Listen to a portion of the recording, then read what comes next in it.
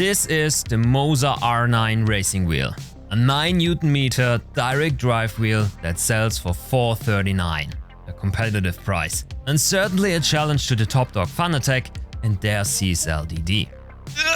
We got the R9 sent over from MOZA for review purposes, but this video only contains my personal opinion on it. And whether this dog only barks or also can bite is subject of today's first ever issue of Joe's Hardware Corner. Let's go!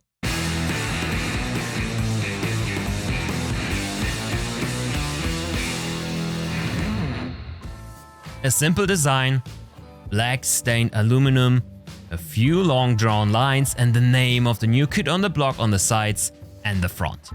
MOZA.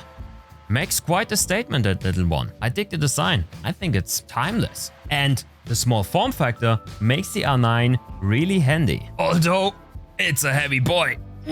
But no wonder, the small chassis is fitted with a 9Nm direct drive motor. That's even more than the CSLDD punches, and that's with the upgrade boost. I think that's super impressive. And even though it can generate so much raw power and is built that compact, overheating is not really an issue. Yes, the MOZA R9 does not come with a built-in fan, but even after longer playing sessions, the wheelbase was only slightly warm to the touch. So design-wise, this thing is really well thought through.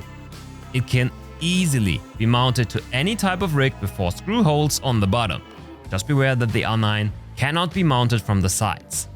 And there's also the possibility to buy a separate table clamp, but I can't say whether it's any good as it wasn't part of this test. Also keep in mind that the R9 is only for PC, there's no console support.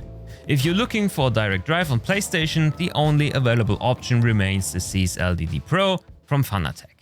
What I love the most about the R9 is the ingenious quick release system that comes with it. Coming from Fanatec, this is a difference like night and day.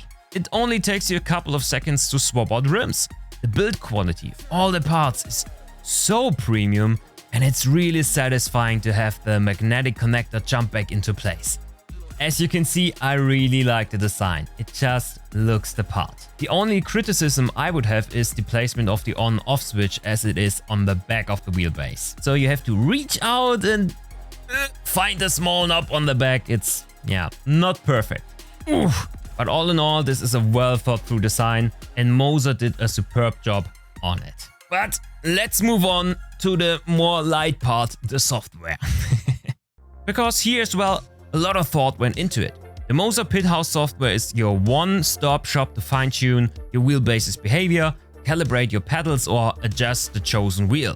As this review only focuses on the R9 wheelbase, we only focus on those features. Hey, but don't sleep on the GS racing wheel, we will have this one as well on the channel in a couple of weeks. So get yourself subscribed, ring the bell to be notified when the video drops, and leave a comment which sim racing hardware we should review next. But back to the Pit House software and its awesome features. First, it's really practical to have presets for different types of cars to drive. You can choose between GT, Formula, Kart, Drift, Rally, you name it. And the software will automatically adjust the steering angle and fine-tune different effects like steering wheel speed, damping, mechanical friction, etc. for it. There even is an equalizer so you can take the output FFB in your own hands and calibrate away. That paired with clever software solutions like the hands-off protection makes the MOZA Pit House software super valuable. And I want to show you how this one works because it's a really handy feature. You see, driving with a direct drive wheel is more dangerous than you might think. For most wheelbases in this price category, there's a separate kill switch to end all power transmission in an incident situation. And MOZA is also offering one. But for the R9, it's not really necessary to own one, because it actually can detect when nobody is holding onto the rim any longer, and it will automatically, balance out the motion. But let me demonstrate that for you. Here you can see how I lose control of the car. The wheel is wildly stepping out, but it catches itself, which is a superb feature. In conclusion, I have to emphasize that the software really has what it takes. Of course, there could have been even more features, but I think there's just the right amount to not overwhelm players with a lot of sliders and stuff to set up before you can just jump into a game. But let's finally talk about the performance on track. Is it any good? Yes, but there's a catch. The MOZA R9 packs a punch. 9 Nm of torque is more than enough to get detailed force feedback and also have the strength to find a sweet spot for every driver out there. And thanks to the direct drive motor, there are no disruptive gears or belts that grind or pull and so what dilute the experience you have with it. No matter the game, the wheelbase got recognized 100% of the time and was easy to calibrate. No matter which of the many sim racing games I tested, the feedback was always precise, detailed and responsive to my inputs. In this price range and form factor, whether there's a quick rotational speed or not is always a talking point. But to be honest, I couldn't find any negatives in this regard. Driving always felt right to me, and it was a breeze to catch slides, feel bumps or curbs, and it made it easy to immerse myself into the driving. And I also achieved some all-time best results in my racing league with the R9, so yeah, driving was a lot of fun. The only negative I could find were some of the presets from the software, so the GT preset was far too damped in my opinion. But those presets are there to be changed, so that was a matter of minutes to find out what's bothering me.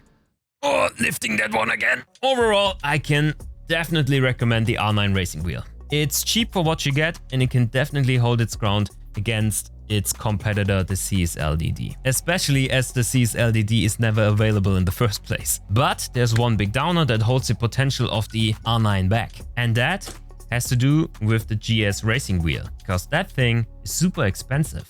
$500 is not a price point where everybody can just grab one. And at the moment of recording, it's the only available choice next to the R steering wheel that's also 500 euros. But hey, I think that might change soon. So keep an eye out on the channel and subscribe so you don't miss that one. And I'm keeping the R9. No chance in hell I will go back to my belt-driven system. Oh, and you want one too? Then why not check out our socials on Twitter and Instagram and just win one. And that together with the GS racing wheel, which is also pretty good. So good luck participating, and again, let me know in the comments down below what hardware I should check out next. But that's it from me today. Thank you so much for tuning in and see you next time around. Cheers!